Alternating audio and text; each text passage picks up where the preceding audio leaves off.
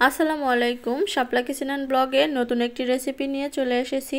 আশা করছি বরাবরের মতো এবারও আপনাদের ভালো লাগবে। আমি সব সময় চেষ্টা করি হাতের কাছে থাকা উপকরণ দিয়ে কঠিন কঠিন রান্নাকে সহজভাবে আপনাদের সামনে তুলে ধরার।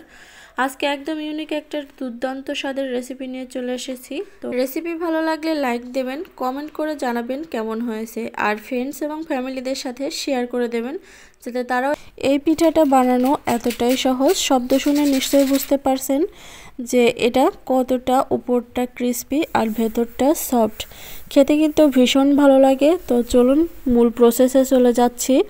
প্রথমে আমি পরিমাণ মতো পানি দিয়ে দিয়েছি, আর এর মধ্যে দিয়ে দিচ্ছি পরিমাণ মতো লবণ, আর দিয়ে দিচ্ছি হাফ কাপ পরিমাণ চিনি, আর দিয়ে দিব সামান্য ফুড কালার। ফুড কালারটা একেবারে অপশনাল, চাইলে আপনারা স্কিপ করতে পারেন। এখন পানিটা ফুল বলক চলে আসা পর্যন্ত অপেক্ষা করতে হবে। পানিটা যখন ফুলভাবে বলক চলে আসবে তখনই এর মধ্যে দিয়ে দিচ্ছি চালের গুঁড়ি। আমি বাজার থেকে কেনা শুকনা চালের গুঁড়িটা ব্যবহার করেছি, আপনারা চাইলে ভেজা চালের গুঁড়িটাও ব্যবহার করতে পারেন। এখানে চালের গুঁড়িটা দেওয়ার পরে আমি চুলার আঁচটা একেবারে লো হিটে করে দিয়েছি, না হলে নিচটাতে লেগে যাবে, পুড়ে গেলে কিন্তু খেতে আর ভালো লাগবে না। একেবারে লো হিটে করে দিয়েছি, আর লো হিটে রেখে আমি আটাটা মাখিয়ে নিচ্ছি। মাখানোটা যখন সম্পূর্ণ হয়ে যাবে ঢাকনা দিয়ে ঢেকে চুলাটা বন্ধ করে দিয়ে আমি রেখে দেব 5 থেকে 6 মিনিটের জন্য। তো এখন ঢাকনা দিয়ে ঢেকে রেখে দিচ্ছি 5 মিনিটের জন্য। 5 মিনিট পরে আমি ফিরে আসছি, আর এই 5 মিনিটের মধ্যে কিন্তু আটাটা অনেকটা ঠান্ডা হয়ে গেছে, মানে হাতে ধরার মতো হয়ে গেছে।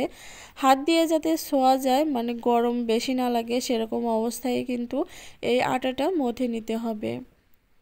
একেবারে ঠান্ডা অবস্থায় মথা যাবে না, তাহলে কিন্তু গুটি গুটি থেকে যাবে। তাই একটু গরম থাকতে থাকতেই এটা ভালো করে মথে নিতে হবে।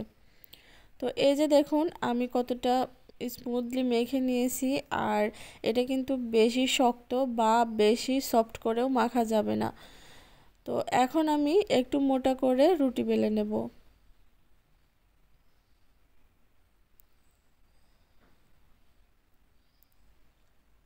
আমি রুটিটা বেলে নিচ্ছি, আর রুটিটা এমন মোটা করতে হবে হাফ ইঞ্চিরও যাতে কম, সেরকম করে একটু মোটা করতে। রেগুলার যে রুটিগুলো খাই তার থেকে একটু বেশি মোটা করে এই রুটিগুলো বেলে নিতে হবে। এই যে দেখুন এইভাবে।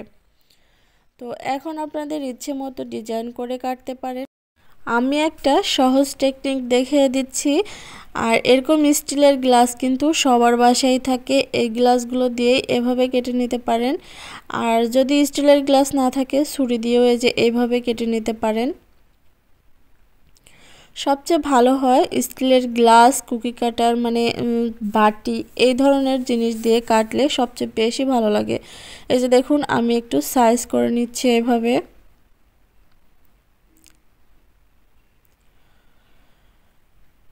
তো আমার দুইটা পিঠা কিন্তু হয়ে গেল। একইভাবে আমি অনেকগুলো পিঠা কেটে নেব।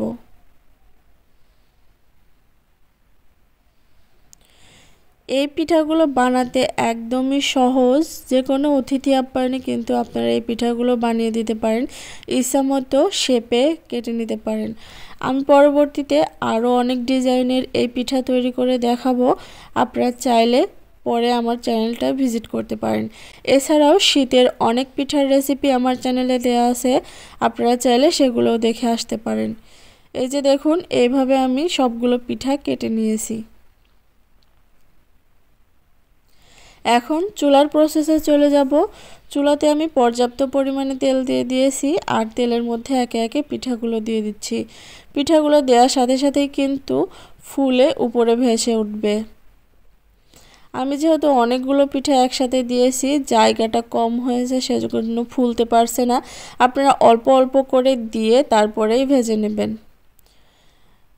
দেখে নিশ্চয়ই বুঝতে পারছেন এটা কতটা ফুলে ডাবল হয়ে যাচ্ছে। আর এরকম মিডিয়াম হিটে রেখেই ভেজে নিতে হবে, হাই হিটে ভাজা যাবে না। হাই হিটে ভাজলে উপরটা কিন্তু তাড়াতাড়ি কালার চলে আসবে আর ক্রিস্পি হবে না। তো এভাবে লাল লাল করে আমি ভেজে নিয়েছি। তো দেখতেই পারছেন আমার পিঠাগুলো হয়ে গেছে। তো ভালো লাগলে লাইক দেবেন, কমেন্ট করে জানাবেন আপনাদের কাছে কেমন লেগেছে। আর আমার চ্যানেলটা এখনও পর্যন্ত যারা সাবস্ক্রাইব করেননি তারা প্লিজ আমার চ্যানেলটা সাবস্ক্রাইব করে পাশে থাকা বেল বাটনটা অন করে দিন, তাহলে পরবর্তীতে যখনই কোনো রেসিপি আপলোড করব নোটিফিকেশন আপনাদের কাছে পৌঁছে যাবে।